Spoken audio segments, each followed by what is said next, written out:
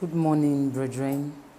My name is Sister Ifrita Peters. I'm a cell leader in the Witness Church.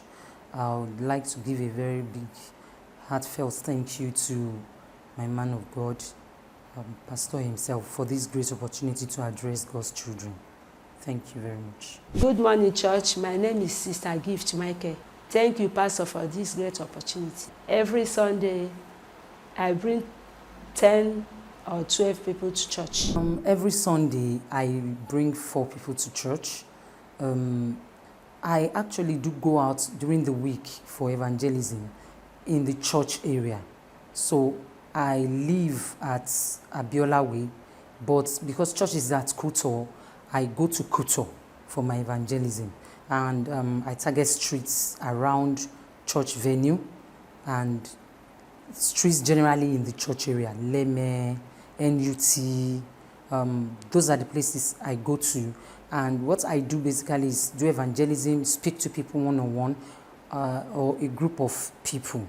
I have a group of motorcycle riders who use motorcycle for transportation that I speak to.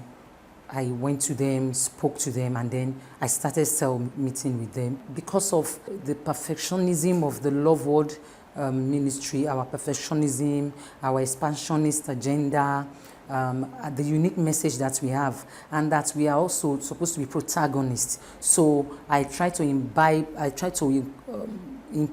the Love Word mentality into people that I speak to. So I started in January. I started going there, talking to them. Then we started the cell meeting fully. We started cell meeting in January, but I was using it to teach them our culture because I needed them to start giving offering. And I needed us to start holding service centers on Wednesday. So we started the cell meetings and service centers officially in February. And then I was going to the companies on that street, Royal Mandarin, a fast food restaurant, and Superfoods. I sent a letter to the HR that I would like to start a fellowship. So I will use the period for their morning devotion. I will use it to talk to the people, teach them God's word, read Rhapsody, teach them how to pray effectively. And so that's what we are doing. We are starting with Royal Mandarin this month. How I reach them, sometimes maybe after coming from church or Saturday, sometimes I will just go and visit them. Maybe in our area, I visit them. Sometimes I will chat with them. I will ask them, do you go to church? They say no. Sometimes they will say they are Muslim. I will say, okay, I invite you to our church.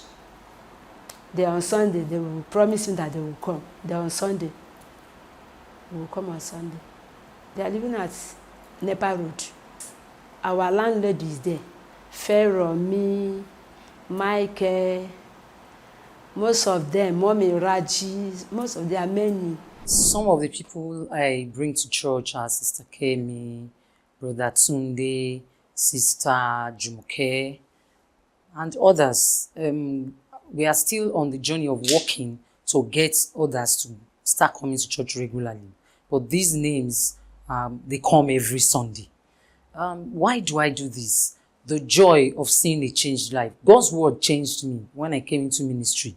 So I know the impact that it can make in the life that yields to it. So when I see a changed life, I see people that are coming to church regularly, and I see how they have begun to change already in just the space of 1 month, less than a month actually.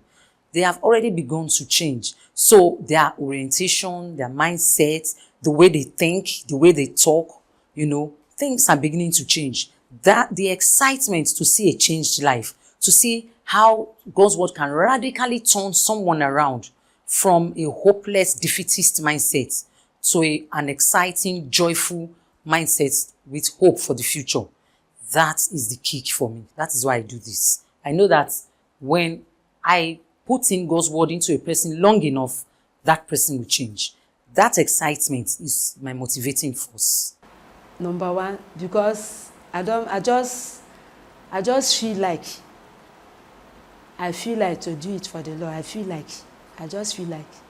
just have the anxiety to do it. For my business, I thank God for my business.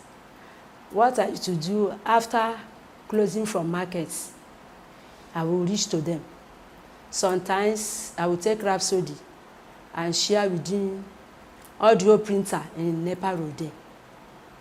In a week, I used to, twice in a week, so I used to reach them with Rhapsody.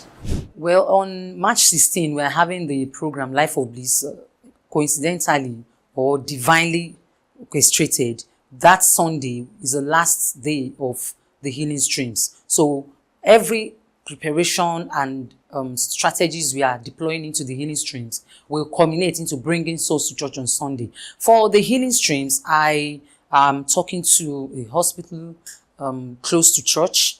I am checking out other venues, and I'm to get the feedback tomorrow. I'm also looking at getting a virtual center because I have reached out to many people online. I have heralds who are publicizing the program daily. So I am looking at coordinating a virtual center for those heralds and the people they are reaching, because they are giving me feedback to participate live during the program, while I also have a physical healing center. So we are getting names. The people I have started bringing to church are working together with me. Brother Samuel is one of them too. So they are working together with me to make sure that we go out to evangelism in the evenings around the area where we are going to be setting up for physical center. We are going out to evangelism in the evenings. We are distributing the Healing Streams magazine, Healing to the Nations magazine. We are distributing it. We are talking to people. We are taking down names, numbers, and addresses, and we are reaching them online. These are some of the strategies. And then the place of prayer. Very important to discipline oneself to pray, to crush your flesh to pray. That has helped me a lot. That is the reason why people just yield to me. Even people who ordinarily will not yield to a woman preaching. Men who are not that civilized in their mindset, they just are spellbound. They are compelled to listen to me. The place of prayer. It can never be overemphasized. Thank you very much, Pastor, for this opportunity. We are coming, yes. I'm planning to have 15 or 18 people coming for the day of bleed. For me, I have take place at NEPA Road. So my center is in NEPA Road. What I would like to say to the brethren, you have been coming to church. God's word is why you come, because it feeds your hungry soul. It imparts your life. If you have been using a product for a long time and it's effective, wouldn't you be so proud to recommend it to someone else? This is exactly how it is with God's word. Because it changed your life, it will change someone else's. It's a demonstration of lack of faith in God's word, lack of faith in him. When you just come to church alone every Sunday, if you have been coming to church for 1 month, it's high time you started bringing someone else to church. When you come to church alone, it shows that you don't have faith in God. You don't believe that God can change anybody's life. And you don't believe like that it changed your life.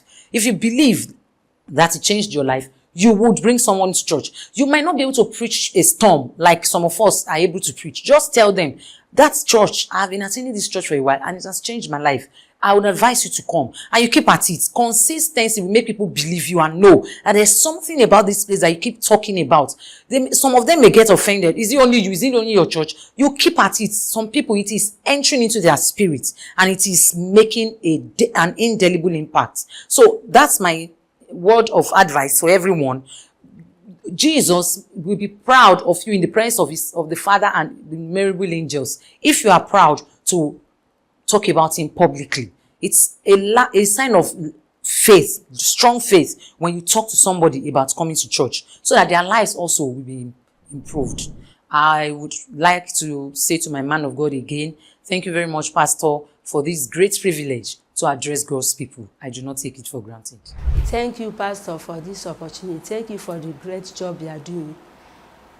I pray the Lord will reach you and bless you. I know your work is not in vain. Thank you for inspiring me. Thank you to know you more and more. Thank you, Pastor. I love you, sir. Thank you for this opportunity.